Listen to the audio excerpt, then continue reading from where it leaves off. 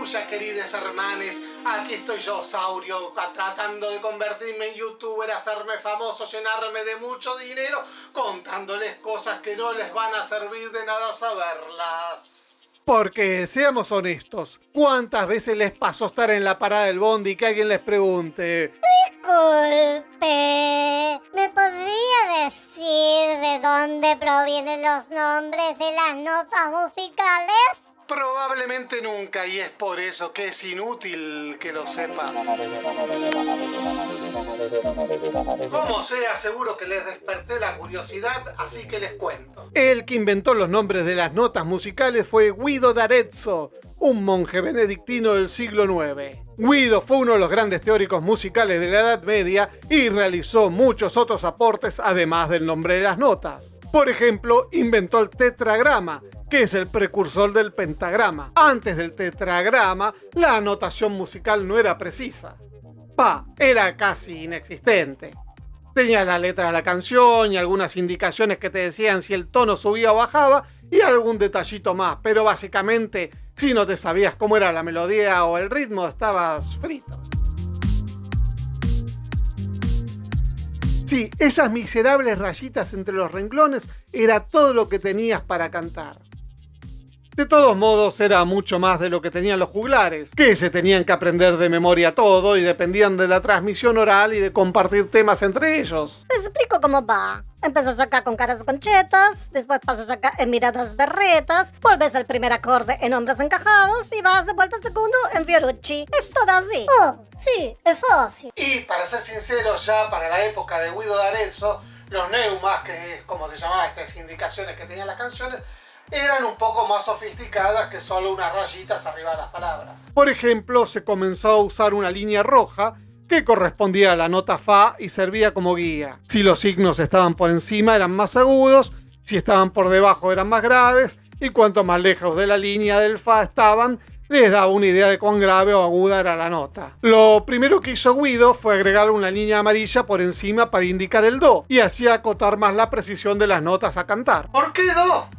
Bueno, tendría que explicar cosas de armonía musical que no vienen al caso en este momento, así que créanme que Do es la quinta nota de la escala de Fa y que las quintas son súper importantes en armonía y bueno, lo explican en otro video, quizás sí, quizás no, quizás quién sabe. Como sea, era lógico que en el medio Guido puso una línea en negro y más finita para la tercera del acorde, que sería La. Y después puso una cuarta línea por debajo de la línea del Fa, que correspondía al Re. Las restantes notas de la escala se anotaban los espacios entre las líneas. Como sea, enseguida se dejó de usar el código de color y se empezó a usar la clave, o sea, una letra que indicaba si la línea era Fa, si era Do, y bueno, se flexibilizó un poco la escritura. En el siglo XIV, dicho sea de paso, Ugolino de Orvieto le agrega la quinta línea y tenemos el pentagrama que conocemos hoy día. De todos modos, no es esto de lo que quería hablar, sino del nombre de las notas. Por motivos que no voy a explicar en este momento, sino dentro de un rato, la teoría musical de Guido d'Arezzo se basaba en hexacordios, es decir, en escalas musicales de 6 notas. Guido definió 3 hexacordios. El que nos interesa en este momento es el que va de Do a La, al que Guido llamó hexacordio natural. Para que los monjes recordaran la entonación de las notas, Guido usó el mismo truco que la novicia rebelde, es decir, mediante una canción. En este caso se trataba de un himno escrito en el siglo VIII por Pablo el Diácono en honor de San Juan Bautista. La característica de este himno es que la primera nota de cada verso es la inmediata superior en el hexacordio natural. Y entonces la regla ayuda memoria de Guido fue llamar a cada una de las notas con la primera sílaba del verso.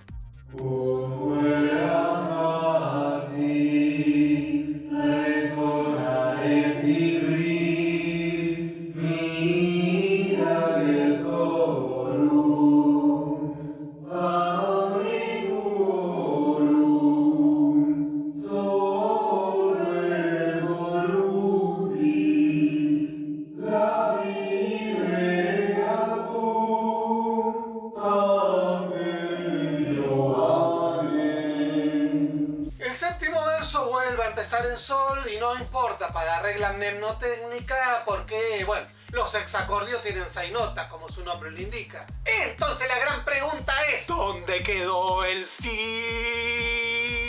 Lo que pasa es que el si en la escala de do mayor ocupaba un lugar muy incómodo para la música medieval en particular y para la música occidental en general. Porque el si, cuando empieza a interactuar con las otras notas, produce algunas disonancias bastante incómodas. Por ejemplo, mientras que las otras notas producen acordes mayores o menores cuando son tónicas, el si te arma un acorde disminuido que es muy disonante.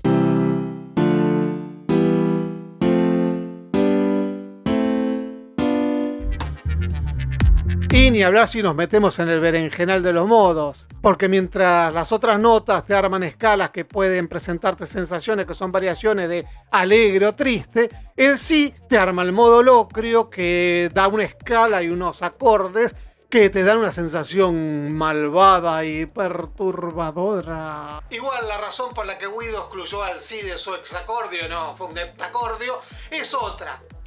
En realidad es la misma, pero es otra. Y se trata de...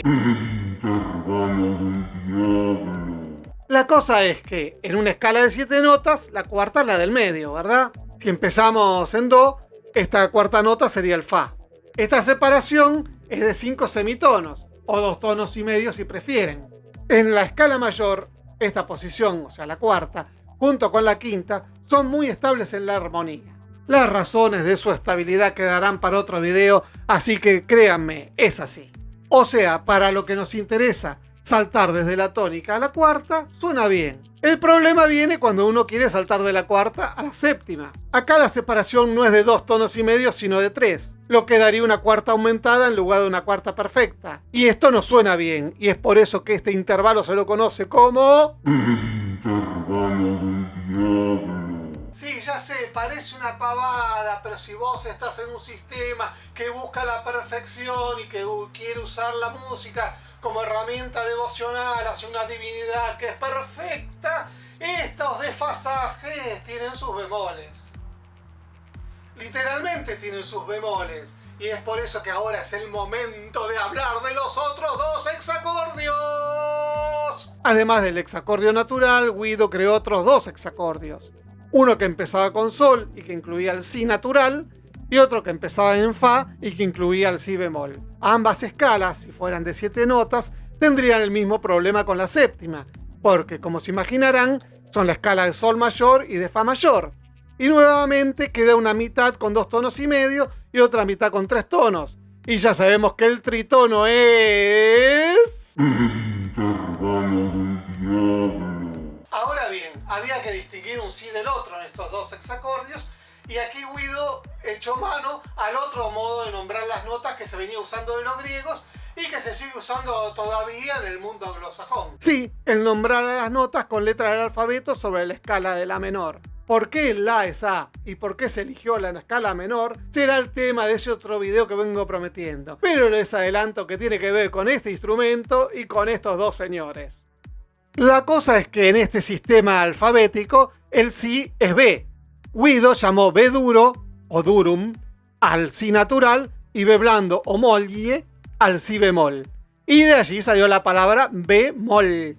Y como al B durum lo marcaba con un cuadrado, también salió B cuadro, que es el símbolo que se usa para indicar que si uno estaba tocando una nota en las teclas negras del piano, tiene que tocarla ahora en las blancas hasta nuevo aviso o hasta que se acabe el compás, lo que ocurra primero. Y ya que estamos con la etimología, hablemos de otro truquito ayuda a memoria de Guido, la famosa mano guidoniana, que servía para que los monjes recordaran el orden de los hexacordios.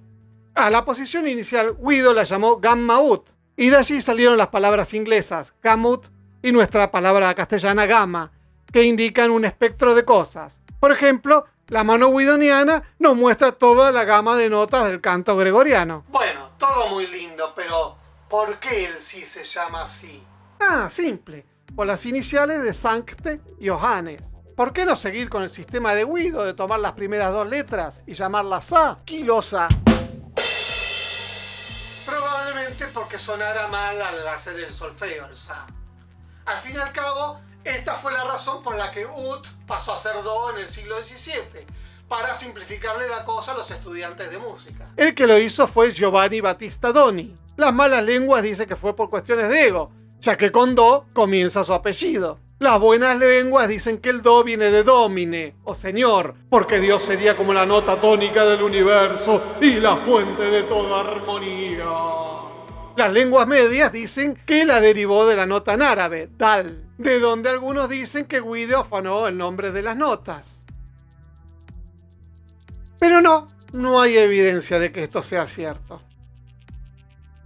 Bueno, eso, espero que les haya gustado, que le den me gusta a este video, que hagan clic en la campanita para que les avise cuando subo nuevos videos, que se suscriban al canal, que se lo recomienden amigos, enemigos, amantes, favorecedores, clientes y todo eso. Quiéranme mucho, háganme famoso, se los pido por favor.